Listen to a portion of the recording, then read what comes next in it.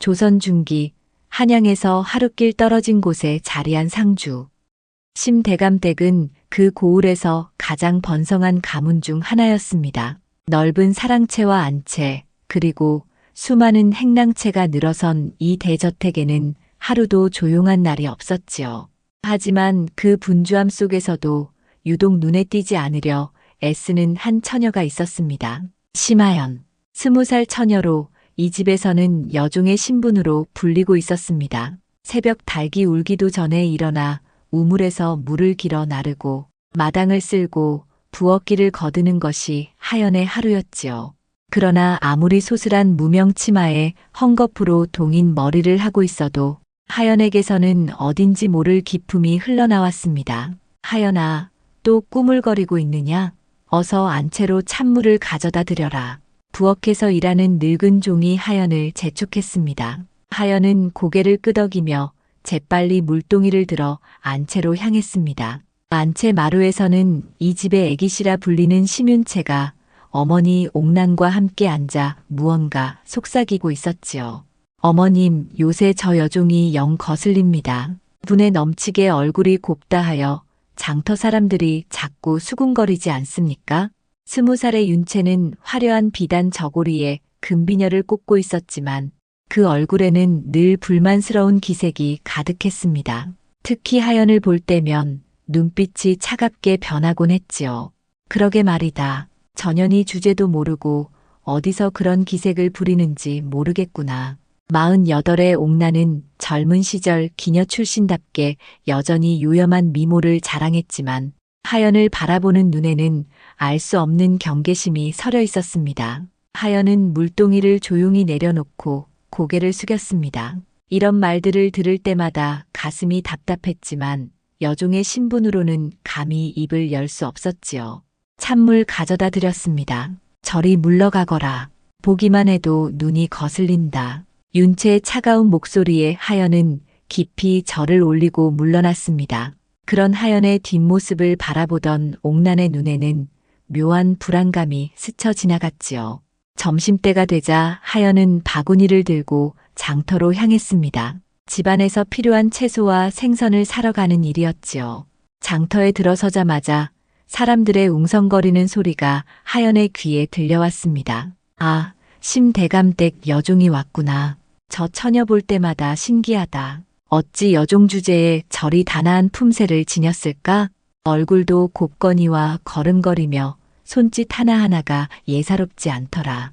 그러게 말일세. 저런 기품은 타고나는 것인데 참 기이한 일이지. 하연은 이런 말들을 들을 때마다 괜히 민망하여 고개를 더욱 숙이곤 했습니다. 하지만 정작 자신도 모르게 다른 여종들과는 확연히 다른 무언가가 있다는 것을 느끼고 있었지요.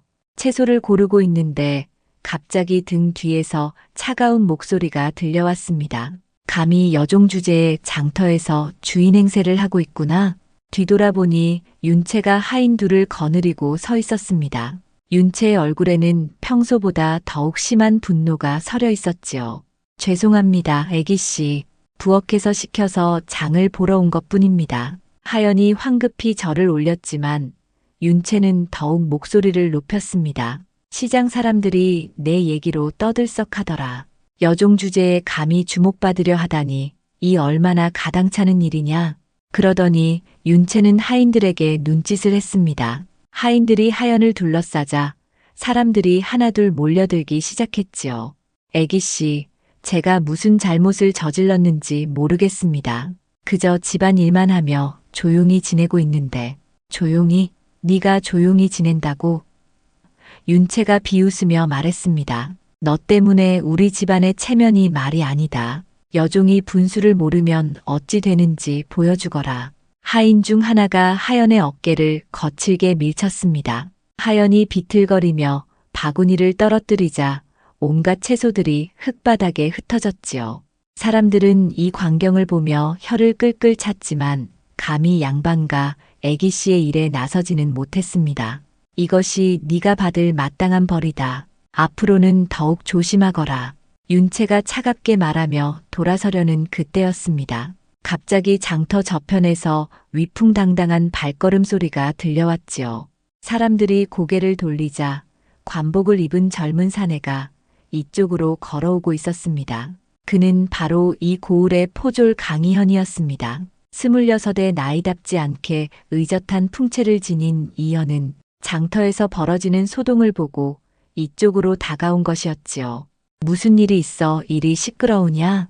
이현의 목소리는 낮고 차분했지만 그 안에는 분명한 권위가 담겨 있었습니다. 윤채는 갑작스런 관리의 등장에 당황했지만 곧 자신만만한 표정을 지으며 대답했습니다. 별일 아닙니다. 그저 집안 여종을 훈계하는 것뿐입니다. 이현은 바닥에 엎드려 흩어진 채소를 줍고 있는 하연을 바라보았습니다. 비록 소슬한 옷차림이었지만 그 단아한 자세와 흔들림 없는 품격에서 무언가 범상치 않은 기운을 느꼈지요. 훈계라고 하지만 장터에서 이렇게 큰 소동을 일으키는 것은 적절하지 않아 보이는구나. 이연의 말에 윤채의 얼굴이 붉어졌습니다. 하지만 상대가 관리인지라 함부로 대꾸할 수는 없었지요. 죄송합니다. 앞으로 조심하겠습니다. 윤채는 억지로 고개를 숙이며 하인들과 함께 자리를 떴습니다. 그제야 하연은 떨리는 손으로 채소들을 주워 담기 시작했지요. 괜찮느냐?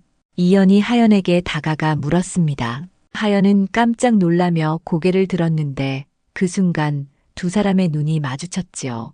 이연은 하연의 맑고 깊은 눈동자를 보며 마음 한편이 이상하게 두근거리는 것을 느꼈습니다. 감사합니다, 나리. 별일 아닙니다. 하연이 조용히 대답했습니다. 그 목소리는 비록 작았지만 또렷하고 품위가 있어 이연은 더욱 신기한 기분이 들었지요. 해가 기울어갈 무렵 하연은 장을 마치고 집으로 돌아왔습니다. 하지만 윤채와 옥란의 차가운 시선이 그를 기다리고 있었지요. 오늘 장터에서 있었던 일이 벌써 알려진 모양이었습니다. 감히 관리 앞에서 우리 집안을 망신시켰다니 정말 가당찮구나. 옥란의 목소리는 얼음처럼 차가웠습니다. 하연은 무릎을 꿇고 고개를 숙였지만 마음속으로는 의문이 들었지요. 자신이 무슨 잘못을 했다는 것인지 도무지 알 수가 없었습니다. 그날 밤 하연은 작은 행랑채에서 홀로 누워 오늘 하루를 돌이켜보았습니다. 장터에서 만난 그 포졸의 따뜻한 눈길이 자꾸만 생각났지요. 오랫동안 누군가에게서 그런 친절을 받아본 적이 없었기에 하연의 마음은 묘하게 설레고 있었습니다. 창밖으로 달빛이 은은하게 비쳐들어왔습니다. 하연은 달을 바라보며 조용히 속으로 빌었지요. 언젠가는 이 억울한 신분에서 벗어나 당당하게 살 수 있는 날이 오기를, 그리고 자신을 이해해주는 누군가를 만날 수 있기를 말입니다. 하지만 하연은 아직 몰랐습니다. 자신의 진짜 신분과 앞으로 벌어질 놀라운 운명의 반전을 말이지요. 그날 밤 강희연은 관아의 숙소에서 좀처럼 잠이 들지 못하고 있었습니다. 자꾸만 장터에서 만난 그 여종의 모습이 떠올랐기 때문이지요. 분명 천한 신분의 여종이라 했건만 그 눈빛과 자세에서는 도저히 그런 출생을 믿기 어려운 무언가가 있었습니다. 이연은 본래 몰락한 선비 집안의 아들로 태어났습니다. 어린 시절부터 글 공부에 뛰어났고 무예 또한 남달랐지만 세상의 부정과 불의를 목도하며 과거기를 포기하고 포졸의 길을 택했지요. 백성들 곁에서 그들을 보호하는 것이 진정한 선비의 길이라 여겼던 것입니다. 이상하다. 분명 뭔가 숨겨진 사연이 있을 것이다. 이연은 중얼거리며 창밖을 바라보았습니다. 다음 날 아침, 이연은 일찍 일어나 관아로 향했습니다. 오늘은 장터 순찰을 도는 날이었거든요. 한편 심대감댁에서는 이른 아침부터 소란이 벌어지고 있었습니다. 어젯밤 윤채가 옥란에게 장터에서 있었던 일을 자세히 일렀고 옥란은 크게 분노했던 것이지요. 전현이 감히 관리 앞에서 우리를 곤란하게 만들다니. 옥란은 방 안을 이리저리 거니며 이를 갈았습니다. 하연의 존재 자체가 늘 불안했던 차에 이제는 관가와까지 엮이게 된 것이 못마땅했지요. 어머님, 저 여종을 더 이상 두고 볼 수 없습니다. 뭔가 단단히 혼을 내주어야 합니다. 윤채 역시 어젯밤부터 잠을 이루지 못했습니다. 하연이 포졸에게 도움을 받는 모습을 보며 질투와 분노가 치밀어 올랐던 것이지요. 그래, 오늘 전연을 장터에 보내되 네가 직접 따라가서 단단히 혼을 내어라. 옥란의 차가운 명령에 윤채는 악독한 미소를 지었습니다. 5시 무렵 하연은 다시 바구니를 들고 장터로 향했습니다. 오늘은 윤채가 하인 셋을 데리고 따라 나섰지요. 장터에 도착한 하연은 어제와 같이 조용히 채소를 고르기 시작했습니다. 하지만 주변 상인들의 시선이 유독 따가웠지요. 저 처녀가 어제 심대감댁 애기씨에게 혼이 난 여종이라더라. 그런데 참 신기하게도 여종 같지가 않구먼. 저 품새를 보게나. 하연은 이런 말들을 들으며 더욱 조심스럽게 장을 보았습니다. 그런데 갑자기 등 뒤에서 익숙한 목소리가 들려왔지요.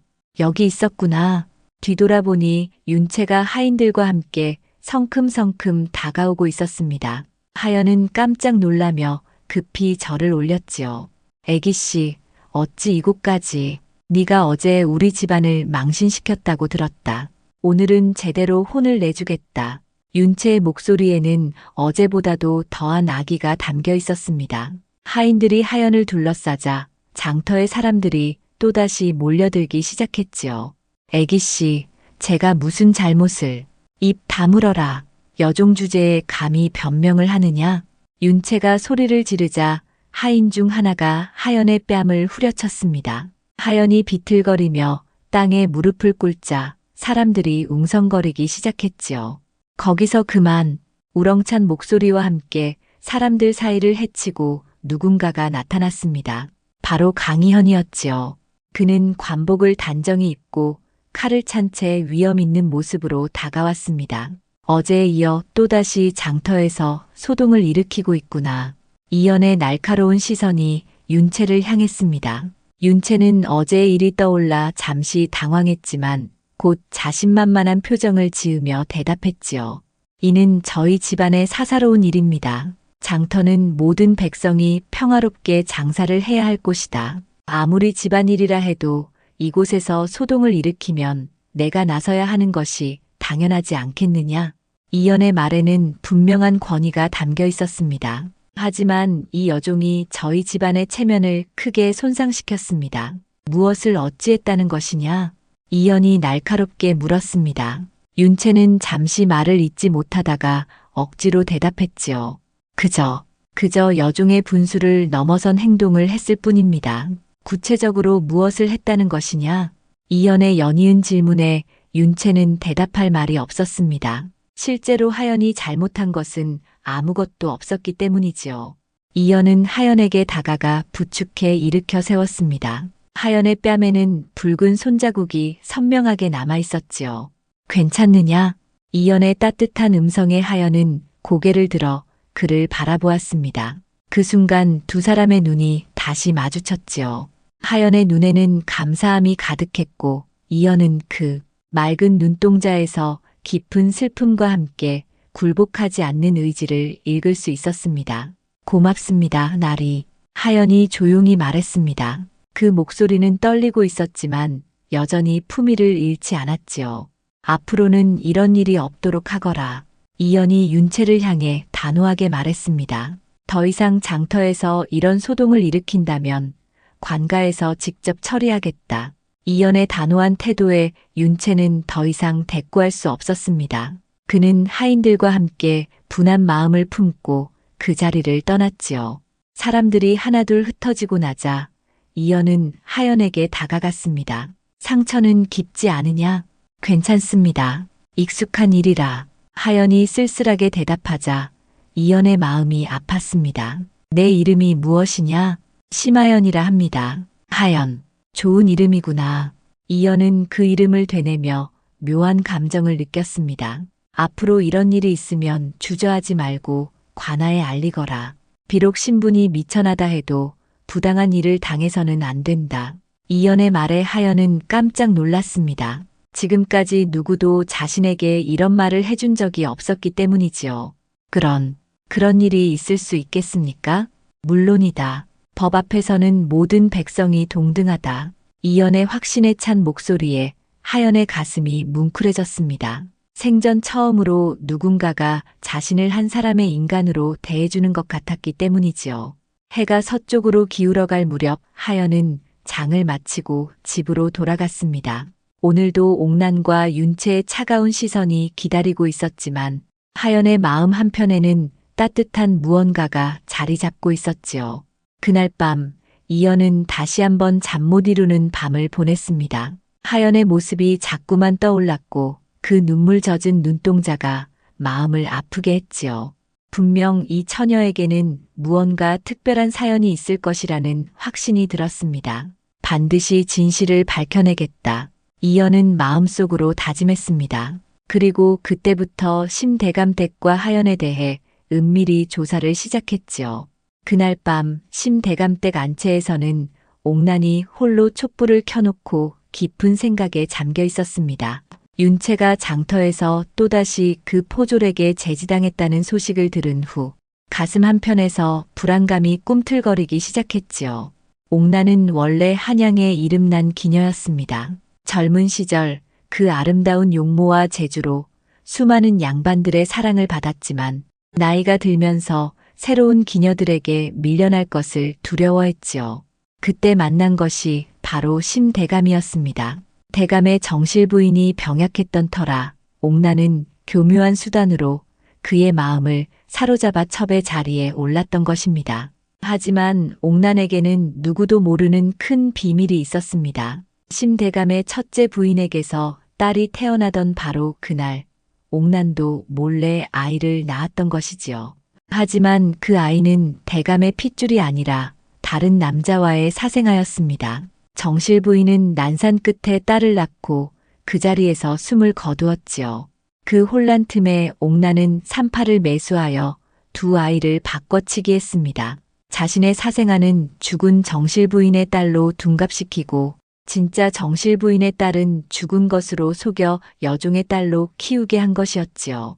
그래야만 자신의 지위와 사생아의 미래를 보장받을 수 있었기 때문입니다. 그 일이 벌써 20해가 되었구나. 옥난은 촛불을 바라보며 중얼거렸습니다. 그동안 그 비밀을 철저히 숨기며 살아왔지만 하연이 자랄수록 불안감은 커져만 갔습니다. 아무리 여종의 옷을 입히고 천한 일을 시켜도 타고난 기품은 감출 수 없었던 것이지요. 다음 날 이른 아침 옥난은 윤채를 불러 은밀한 대화를 나누었습니다. 윤채아, 저 여종 하연이 요새 너무 눈에 띄고 있지 않느냐? 그러게 말입니다. 장터 사람들이 자꾸 전연 얘기를 하더군요. 윤채의 얼굴에 불쾌한 기색이 스쳤습니다. 관아의 포졸까지 전연에게 관심을 보이고 있다더구나. 저 여종이 내 복을 빼앗으려 하고 있다. 제 복을 빼앗는다니요? 사람들이 전연을 보고 천한 신분이 아니라고 수군거린다. 만약 누군가 전연의 출생에 의문을 품는다면 어찌 되겠느냐? 옥난의 말에 윤채는 등골이 서늘해지는 것을 느꼈습니다. 어머님, 그럼 어떻게 해야 할까요? 전연을 이 집에서 멀리 보내야 한다. 아예 얼굴을 볼 수 없는 곳으로 말이다. 옥난의 눈에는 차가운 결의가 서려 있었습니다. 그 후 며칠 동안 옥난은 은밀히 계획을 세우기 시작했습니다. 하연을 몰래 먼 곳의 기방에 팔아넘길 방법을 찾고 있었던 것이지요. 마침 옛 기녀 시절의 인맥을 통해 멀리 평안도 지방의 한 기방에서 젊은 여자를 찾고 있다는 소식을 들었습니다. 완벽하다. 평안도라면 아무리 해도 다시 돌아올 수 없을 것이다. 옥난은 만족스러운 미소를 지었습니다. 한편 하연은 이런 음모가 꾸며지고 있는 줄도 모른 채 평소와 같이 집안일에 매진하고 있었습니다. 다만 최근 들어 옥난과 윤채의 시선이 더욱 차갑게 느껴져 조심스럽게 행동하고 있었지요. 어느 날 저녁 하연이 마당을 쓸고 있는데 윤채가 다가왔습니다. 너는 내 운명이 무엇인지 아느냐? 윤채의 물음에 하연은 어리둥절했습니다. 여종은 여종답게 살아야 하는 법이다. 감히 분수를 넘보려 하지 마라. 애기씨, 저는 항상 분수를 지키며 살고 있습니다. 하연이 조심스럽게 대답했지만 윤채는 차가운 눈빛으로 그를 노려보았지요. 앞으로 더욱 조심하거라. 네가 어디에 속한 사람인지 잊지 말고. 그 말을 남기고 윤채는 돌아섰습니다. 하연은 그런 윤채의 뒷모습을 바라보며 가슴 한편이 답답해지는 것을 느꼈지요. 며칠 후 옥나는 드디어 계획을 실행에 옮기기로 결심했습니다. 평안도의 기방 주인과 은밀히 연락을 취하여 하연을 넘길 약속을 정했던 것이지요. 대금은 은 10량, 젊고 아름다운 여인이라면 충분히 받을 만한 값이었습니다. 다음 보름날 밤에 실행하자. 옥나는 혼자 중얼거리며 계획을 다듬었습니다. 그날 밤이면 대감도 친구 집에서 하룻밤을 보낼 예정이었고 다른 하인들도 휴식을 취할 터라 하연을 몰래 내보내기에 적절했던 것이지요.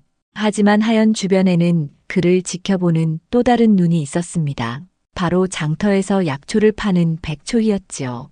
초희는 어린 시절부터 하연과 친하게 지냈던 처녀로 언제나 하연을 친자매처럼 아끼고 있었습니다. 최근 들어 심대감댁 주변에서 수상한 움직임을 포착한 초희는 무언가 좋지 않은 일이 벌어질 것을 직감하고 있었습니다. 특히 옥난이 평소와 달리 밤늦게 누군가와 은밀한 만남을 갖는 모습을 목격한 후 더욱 의심을 품게 되었지요. 하연 언니에게 무슨 일이 생기려는 것 아닐까? 초희는 걱정스러운 마음으로 하연의 안위를 살피고 있었습니다. 그런 가운데 보름날이 다가왔습니다. 옥나는 모든 준비를 마치고 그날 밤을 기다리고 있었지요. 하지만 그날 밤 뜻하지 않은 변수가 생기게 됩니다. 바로 강희현이 심대감댁 근처에서 순찰을 돌고 있었던 것입니다. 최근 들어 이 일대에서 수상한 움직임이 포착되었다는 보고를 받고 야간 순찰을 강화했던 것이지요. 운명의 톱니바퀴가 조금씩 돌아가기 시작했습니다. 옥난의 음모와 초희의 우려, 그리고 이연의 순찰이 한 점에서 만나려 하고 있었던 것입니다. 보름날이 밝았습니다. 옥난은 모든 준비를 마치고 그날 밤을 기다리고 있었지만 뜻하지 않은 일이 벌어졌습니다. 바로 장터에 신기한 관상가가 나타났다는 소문이 온 마을에 퍼진 것이었지요. 강운석이라 불리는 이른 노인은 떠돌이 관상가로 사람의 얼굴을 보고 운명을 알아맞히는 신통한 재주가 있다고 했습니다. 그의 소문은 삽시간에 퍼져 장터로 구경꾼들이 몰려들었지요. 어제 한 상인의 관상을 보더니 3일 안에 좋은 소식이 올 거라 했는데 정말로 그 아들이 과거에 급제했다는 기별이 왔다는 이야기가 사람들 입에 오르내렸습니다. 하연은 평소와 같이 장을 보러 나갔습니다. 옥난도 하연을 의심받지 않게 하기 위해 일부러 평상시처럼 보냈던 것이지요. 장터에 도착한 하연은 많은 사람들이 한 곳에 모여 있는 것을 보고 호기심이 생겨 사람들 사이로 비집고 들어갔습니다. 수염이 하얗게 센 노인이 나무 그늘 아래 자리를 잡고 앉아 있었습니다. 바로 강운석이었지요. 그의 눈은 깊고 맑아서 마치 사람의 마음속까지 들여다보는 것 같았습니다. 한 중년 부인이 관상을 보고 있었는데 노인은 그 부인에게 올해 안에 큰 재물이 들어올 것이라 예언했지요. 바로 그때 강운석의 시선이 사람들 뒤편에 서 있던 하연에게 향했습니다. 노인의 눈이 크게 떠지더니 깜짝 놀란 표정을 지었지요. 저기 있는 처녀, 이리 나오시오. 강운석이 하연을 가리키며 말했습니다. 사람들이 일제히 하연을 바라보자 하연은 당황하며 뒷걸음질 쳤습니다. 저는 그저 구경만 하러 온 것입니다. 아니요, 반드시 나와야 하오. 처녀 같은 상은 처음 보는구려. 어쩔 수 없이 하연은 떨리는 걸음으로 앞으로 나갔지요. 강운석은 하연의 얼굴을 오랫동안 찬찬히 살펴보았습니다. 그의 표정은 점점 더 진지해졌고 마침내 입을 열었지요. 이상하다. 이 처녀는 여종이라 했는가? 구경꾼 중 하나가 그렇다고 대답하자 강운석은 단호하게 고개를 저었습니다. 천만에, 이 처녀는 천한 신분이 아니오. 이마의 기골이 고귀하고 눈가의 빛이 범상치 않소. 무엇보다 입가에 복록의 기운이 가득하니 이는 큰 부귀와 재물복이 따를 상이요. 노인의 말에 사람들이 웅성거리기 시작했습니다. 하연은 작은 목소리로 자신은 태어날 때부터 여종이었다고 말했지만 강운석은 고개를 저었지요. 관상은 거짓말을 하지 않소. 처녀의 골상을 보니 분명 양반가에서 태어난 상이며 더구나 정실소생의 상이요. 이 말에 구경꾼들이 더욱 떠들썩해졌습니다. 보시오. 이 처녀의 인당 부분을 보면 타고난 재물 복이 남다르오. 앞으로 큰 부를 누릴 것이며 그 부를 많은 사람과 나누며 살 것이오. 더구나 이 처녀에게는 귀인이 나타날 것이오. 그 귀인으로 인해 억울한 일이 풀리고 본래 자리를 찾게 될 것이오. 하연은 이 모든 말이 믿어지지 않았지만 사람들의 뜨거운 시선을 받으며 얼굴이 빨개졌습니다. 강운석의 확신에 찬 말에 장터는 완전히 들썩였고 하연에 대한 소문은 그날로 온 마을에 퍼져나갔지요. 이 소식은 곧 심대감 댁에까지 전해졌습니다. 옥란과 윤채는 이 소문을 듣고 얼굴이 하얗게 질렸지요. 어머님, 저 관상가가 하연을 두고 양반과 딸이라 했다니요. 윤채의 목소리는 떨리고 있었습니다. 미친 영감이 헛소리를 하는 것이다. 하지만 사람들이 그 말을 믿고 있으니 더욱 서둘러야 한다. 오늘 밤 계획을 실행하자. 옥란은 애써 침착한 척했지만 속으로는 큰 충격을 받았습니다. 혹시 자신의 비밀이 드러나는 것은 아닌지 불안했던 것이지요. 더 이상 지체할 시간이 없다고 판단했습니다. 한편 장터에서 돌아온 하연은 여전히 혼란스러웠습니다. 관상가의 말이 계속 머릿속을 맴돌았지요. 정말로 자신이 양반가에서 태어난 것일까? 그렇다면 지금까지의 삶은 무엇이었단 말인가? 하연은 스스로를 달래려 했지만 마음 한구석에서는 작은 희망이 싹트고 있었습니다. 그날 밤 옥란은 약속한 대로 평안도에서 온 사람들과 만났습니다. 거래는 순조롭게 진행되었고 이제 하연을 데려오기만 하면 되었지요. 자정 무렵에 뒷문으로 데려오기로 약속했습니다. 모든 것이 계획대로 진행되는 듯했지만 운명은 또 다른 방향으로 흘러가고 있었습니다. 바로 그때 장터의 약초집에서 백초이가 급히 달려나왔습니다. 심대감댁 주변에서 수상한 움직임을 포착한 것이었지요. 낯선 사람들이 밤늦게 대감댁 뒷문 근처를 어슬렁거리는 모습을 본 초이는 직감적으로 하연에게 위험이 닥쳤음을 알아차렸습니다. 서둘러 관아에 알려야 해. 초이는 밤길을 달려 관아로 향했습니다. 한편 강희현은 야간 순찰을 돌며 심대감댁 근처를 지나고 있었지요. 관상가의 예언이 현실이 될지, 옥란의 음모가 성공할지, 하연의 운명이 걸린 결정적인 밤이 시작되고 있었습니다. 자정이 다가오고 있었습니다. 옥란은 하연을 부르기 위해 행랑채로 향했지요. 하연은 관상가의 말 때문에 잠을 이루지 못하고 있었는데 갑작스럽게 문이 열리며 옥란이 들어왔습니다. 옥란의 목소리는 평소보다 차갑고 단호했습니다. 하연아, 일어나거라. 지금 당장 나와라. 갈 곳이 있다. 하연은 영문을 모르겠지만 마님의 명령을 거역할 수 없어 조용히 따라 나섰지요.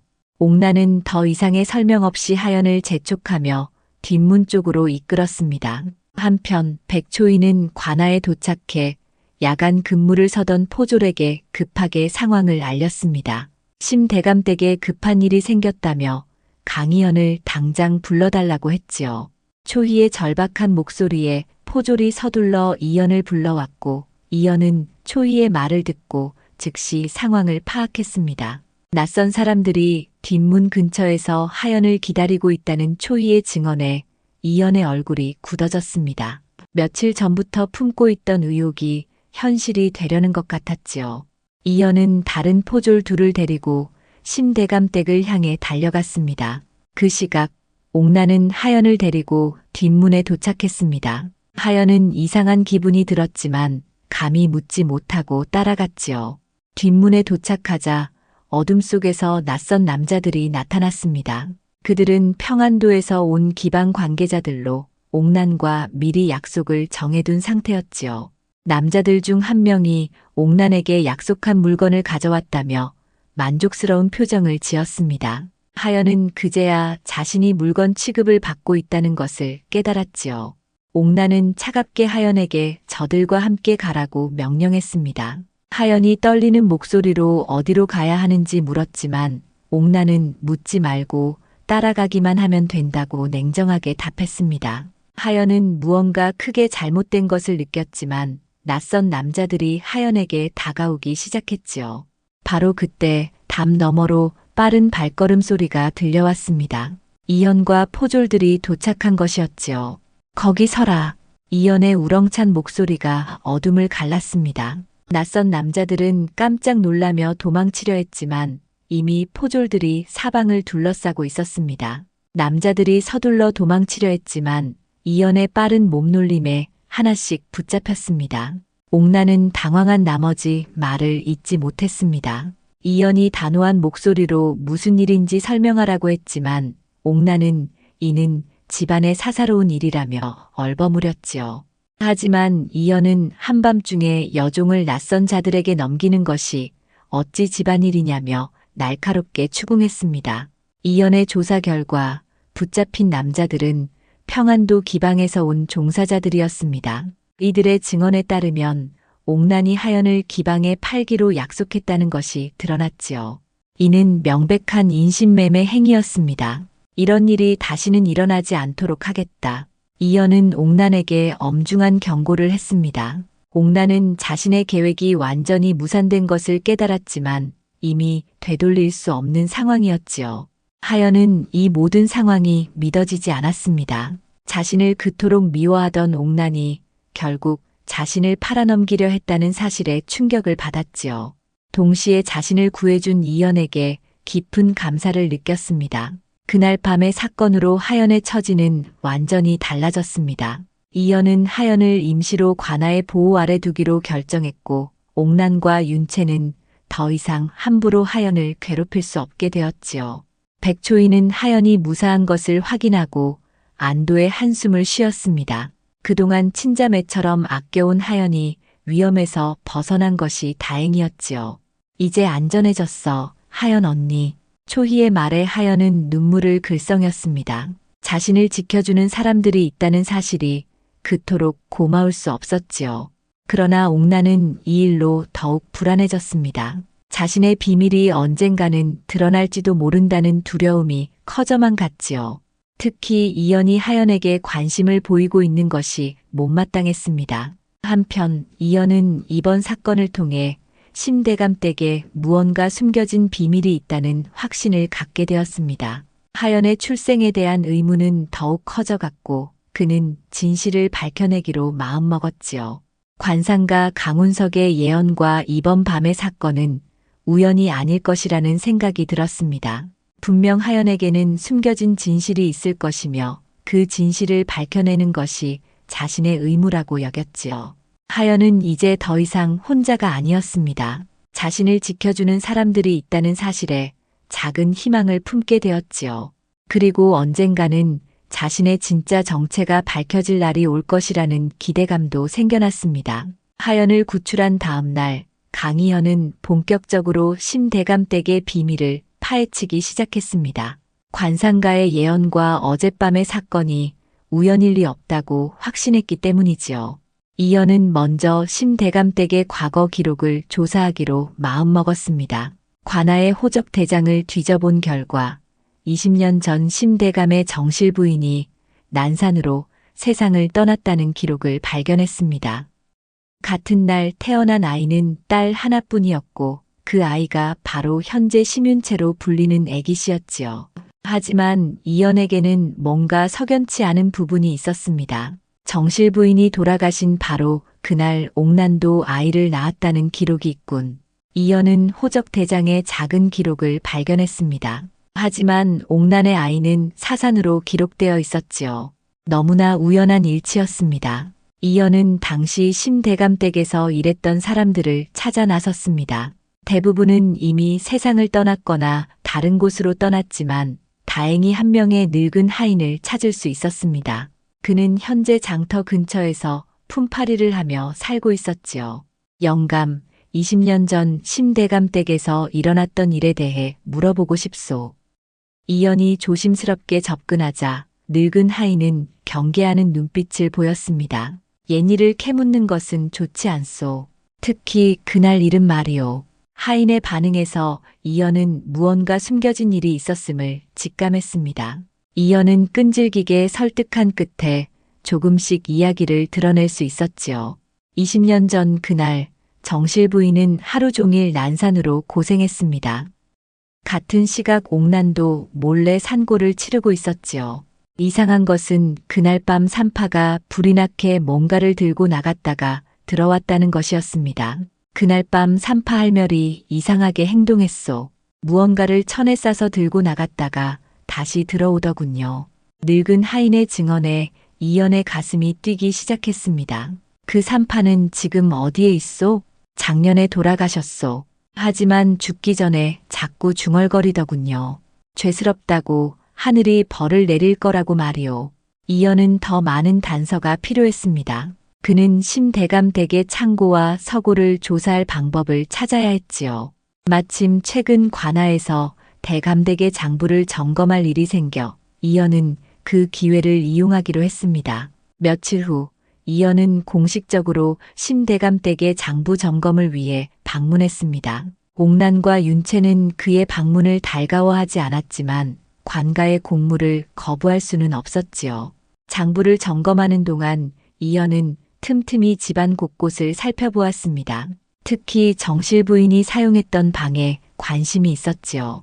그 방은 현재 창고로 사용되고 있었는데 구석진 곳에서 낡은 나무 상자를 발견했습니다. 상자 안에는 정실 부인의 유품들이 들어 있었습니다.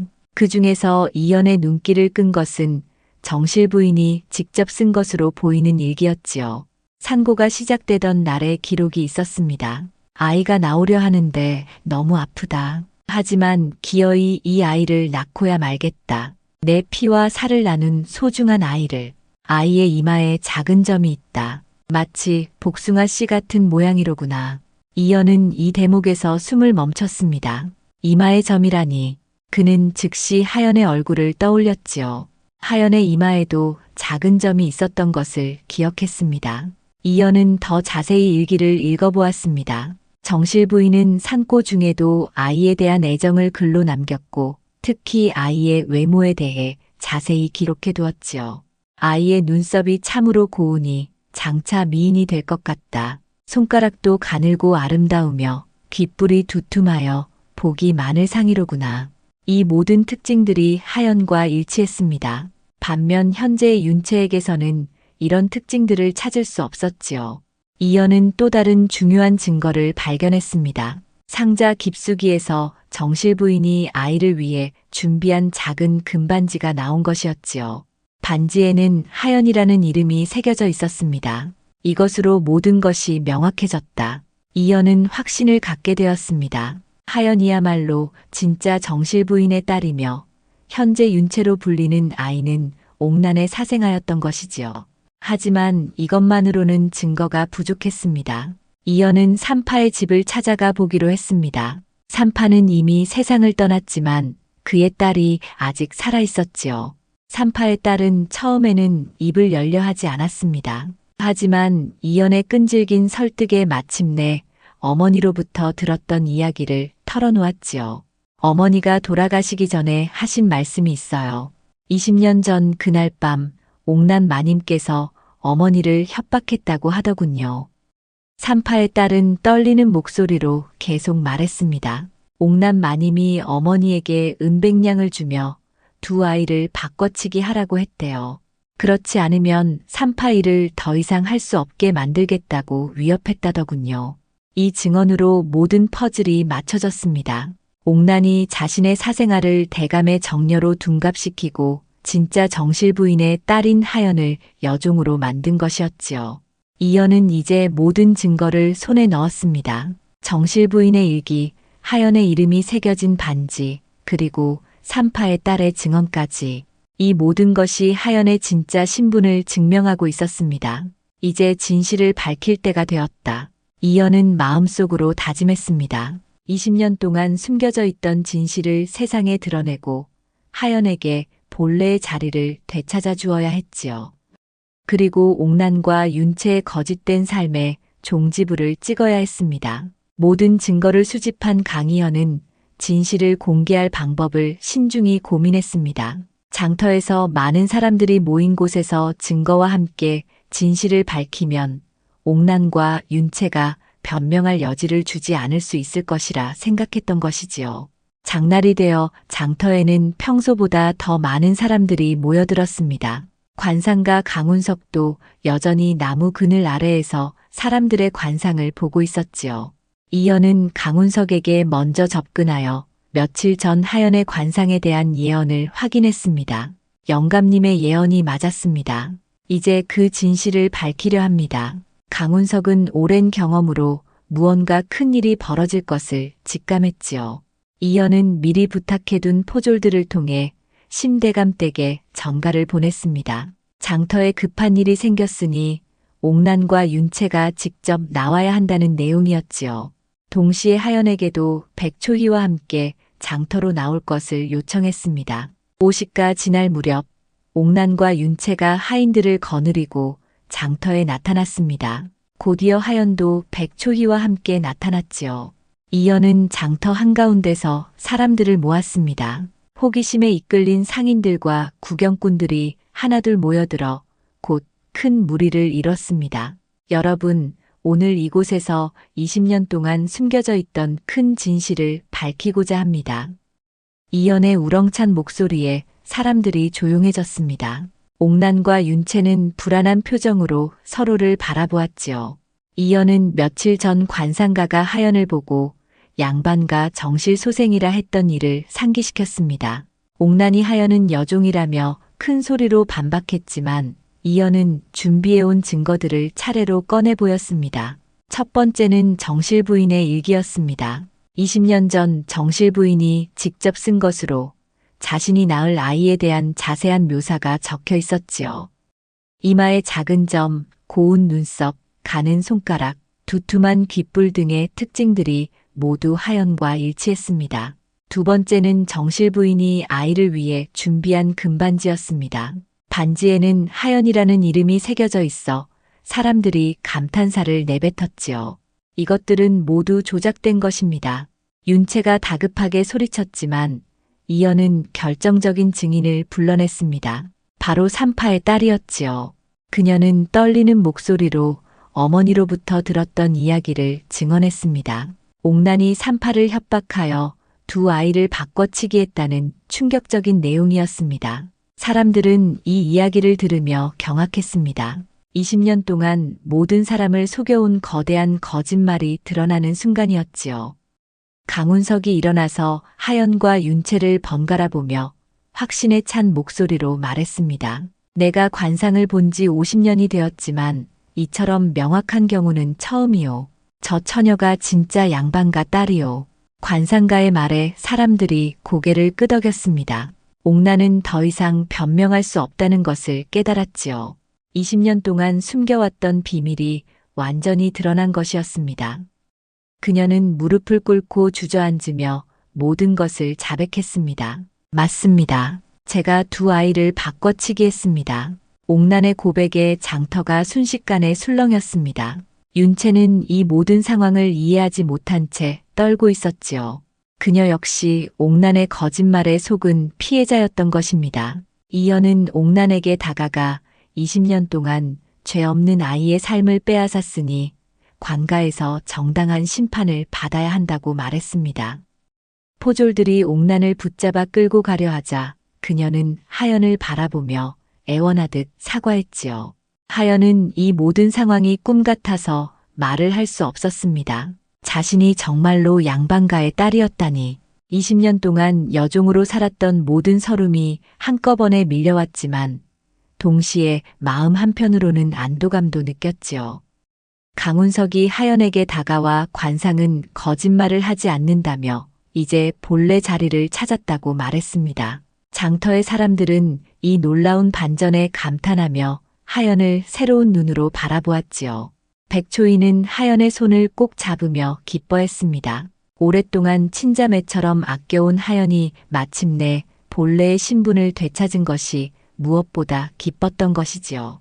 이연 역시 진실이 밝혀진 것에 만족했습니다. 하지만 동시에 하연이 받았을 충격과 앞으로 감당해야 할 변화에 대해 걱정도 되었지요. 그는 하연이 새로운 삶에 잘 적응할 수 있도록 도와야겠다고 마음먹었습니다. 옥란이 관아로 끌려가고 윤채가 시리에 빠진 채 집으로 돌아간 후 장터에는 여전히 사람들의 웅성거림이 가득했습니다. 이날의 일은 오랫동안 마을 사람들의 입에 오르내릴 것이 분명했지요. 하연은 이제 더 이상 여종이 아니라 심대감의 진짜 딸, 정실 부인의 친딸로 인정받게 되었습니다. 20년 만에 찾은 진실이었지만 이제부터가 진짜 시작이었지요. 장터에서의 진실 폭로 이후 하연의 삶은 완전히 달라졌습니다. 심대감은 자신의 진짜 딸을 되찾았다는 기쁨과 동시에 20년 동안 모르고 지낸 것에 대한 죄책감에 휩싸였지요. 그는 즉시 하연을 정식으로 가문의 정녀로 인정하고 그동안의 모든 것을 보상하려 애썼습니다. 하연은 하루아침에 여종에서 양반과 딸이 된 현실이 믿어지지 않았습니다. 비단 옷을 입고 온돌방에서 자며 하인들의 시중을 받는 것이 낯설기만 했지요. 하지만 무엇보다 어려운 것은 마음가짐을 바꾸는 일이었습니다. 아가씨, 이제 편히 쉬시기만 하면 됩니다. 하인이 말했지만 하연은 여전히 일찍 일어나 마당을 쓸려고 하곤 했습니다. 20년간 몸에 밴 습관은 쉽게 바뀌지 않았던 것이지요. 옥란은 관가에서 엄중한 심판을 받았습니다. 신분을 속이고 가문을 농락한 죄, 그리고 인신매매를 시도한 죄까지 더해져 먼 곳으로 유배를 떠나게 되었지요.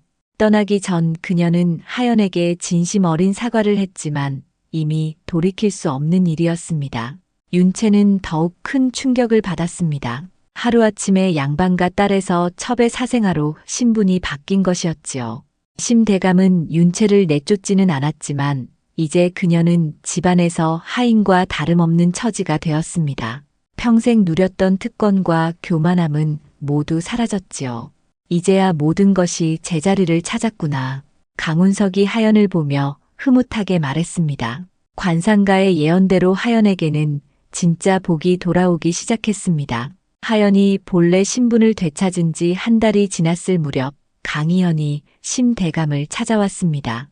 그는 정중하게 절을 올리며 하연과의 혼담을 꺼냈지요.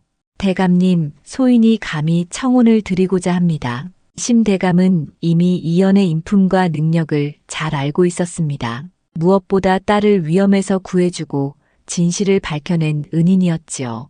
그대가 우리 하연이를 진심으로 아끼고 있다는 것을 잘 알고 있다. 하지만 하연이의 뜻을 먼저 들어봐야겠구나. 하연은 이연의 청혼 소식을 듣고 가슴이 뛰었습니다.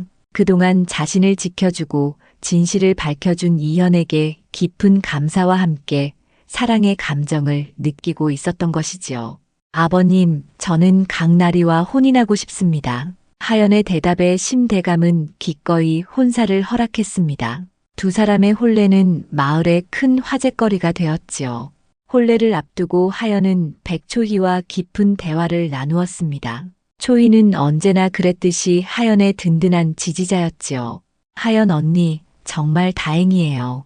이제 진짜 행복해질 수 있겠어요. 초희야, 네가 없었다면 나는 어떻게 되었을까? 정말 고마워.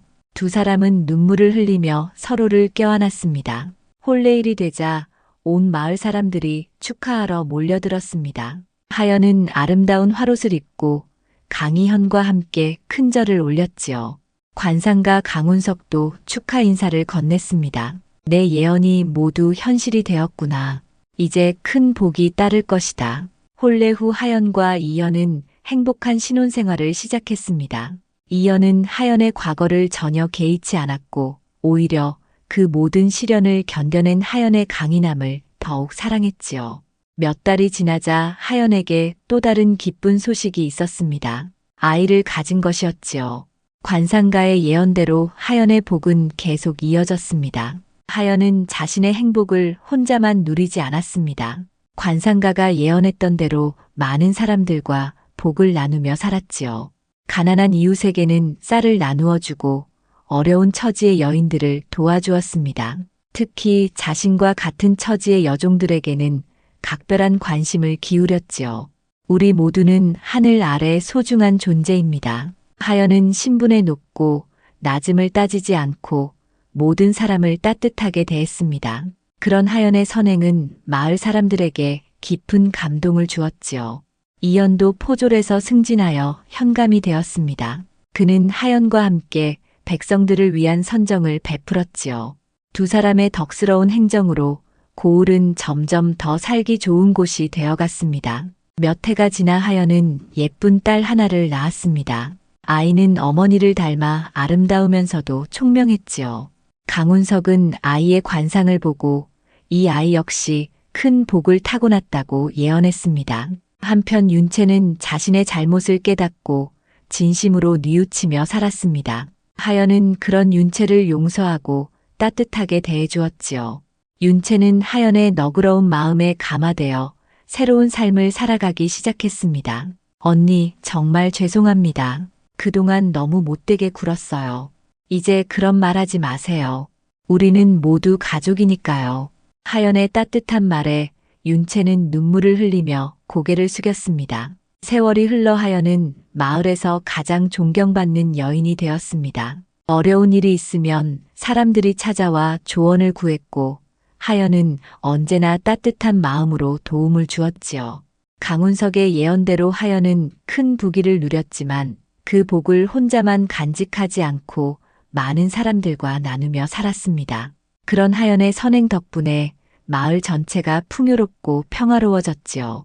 어느 봄날 하연은 정원에서 딸과 함께 꽃 구경을 하고 있었습니다. 따뜻한 봄바람이 불어와 꽃잎이 흩날렸지요. 하연은 자신의 삶을 돌아보며 깊은 만족감을 느꼈습니다. 20년 동안 여종으로 살았던 고단함도 진실이 밝혀지면서 겪었던 혼란도 모두 지나간 일이었습니다. 지금 하연에게는 사랑하는 남편과 딸, 그리고 자신을 아껴주는 마을 사람들이 있었지요. 정말 감사한 일이야. 하연은 하늘을 올려다보며 조용히 중얼거렸습니다. 모든 것이 제자리를 찾아 흘러가고 있었던 것이지요. 이처럼 하늘의 뜻은 사람이 가릴 수 없는 법입니다. 아무리 교묘한 거짓으로 진실을 감춘들 결국에는 모든 것이 제자리를 찾게 되는 것이지요. 하연의 이야기는 오늘날까지도 그 고장 사람들 사이에서 전해져 내려오며 선한 마음을 가진 이에게는 반드시 복이 따른다는 교훈을 남기고 있답니다.